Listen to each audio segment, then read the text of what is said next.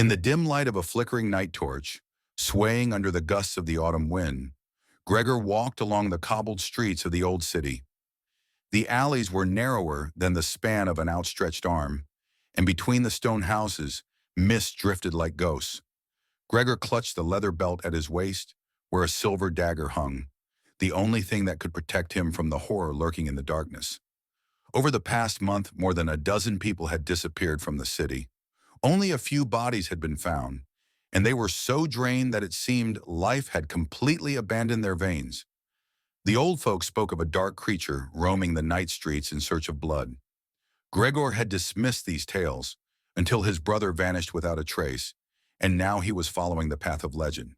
His journey led him to an abandoned mansion on the outskirts of town. Once, a wealthy family had lived here, but their name had long been erased from memory. The doors creaked as he pushed against them. Inside, darkness reigned, with only the moon casting pale light through shattered windows onto the rotting floorboards. Gregor moved cautiously.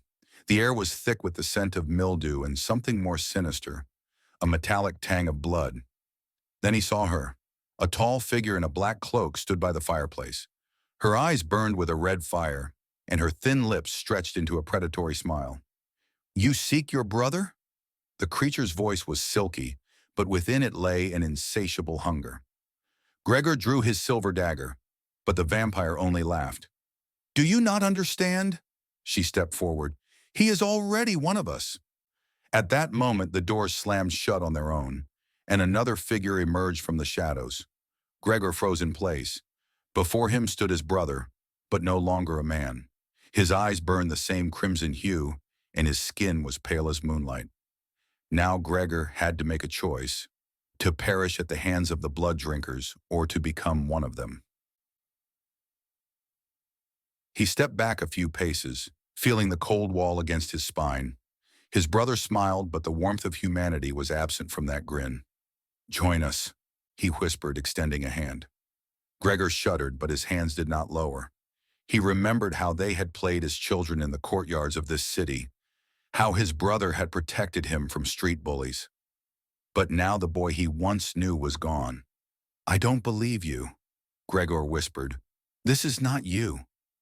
The vampire by the fireplace made a gesture, and his brother disappeared into the shadows. "So you choose death?" The creature's voice was gentle, but within it, an ancient power stirred. "I choose to fight." Gregor lunged forward, his dagger flashing in the moonlight, but the vampire vanished. The next moment, he felt a blow to his back, strong, almost devastating. He fell to the floor, blood filling his mouth. The vampire leaned over him. "You are brave, and I respect that," he whispered, "but you are only human." The light in Gregor's eyes began to fade, but he heard another sound, the creak of a door. Someone else had entered the mansion. "Enough, Lucrezia," a deep voice echoed. "This one may still be of use to us." The vampire stepped back. Gregor saw a tall figure clad in black armor. This was another vampire, but in his eyes there was something different, not just hunger, but intelligence. "Do you seek vengeance?" he asked. Gregor could not speak, but his eyes conveyed more than words ever could. "Then I will grant you power, but you will pay a high price for it." Darkness enveloped him. The last thing he felt was a sharp pain in his neck and the searing flow of something dark coursing through his veins.